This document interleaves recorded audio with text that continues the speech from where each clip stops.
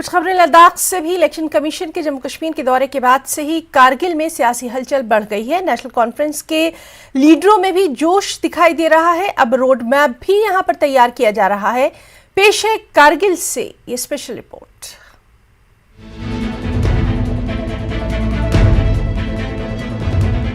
Election commission के जम्मू कश्मीर के दौरे के साथ ही एक बार फिर करगिल में नेशनल कॉन्फ्रेंस के खेमे में जबरदस्त हलचल शुरू हो गई है।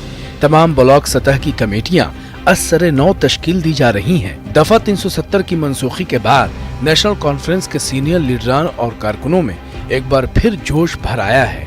कुछ दिन कबल दरास जहां से करगिल की सियासत का आगाज होता है, वहां तमाम साबिका नेशनल कॉन्फ्रेंस के ओहदेदारों को बुलाकर दरास में ब्लॉक लेवल की कमेटी तश्कील दी गई।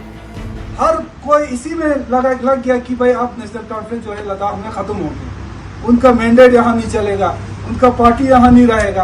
और अल्लाह की फजल से हमारे लोगों ने इस चीज़ को कभी सीरियसली नहीं लिया और हमारे लीडरशिप ने, हमारे लोगों ने जिस तरह उनको समझाया उसी बात पे लबे करके आज जो नमूना जो है पहले हमने द्रास में देखा और आज हमारे यहाँ देख रहे हैं। इसके बाद भी 2019 के बाद पार्टी पे ही नहीं, हमारे पूरे डिस्ट्रिक्ट ही नहीं, पूरे लद्दाख रीजन पे जो है एक बहुत बड़ा एक सदमा और एक बड़ा मुश्किलों में हम लोग फंस गए।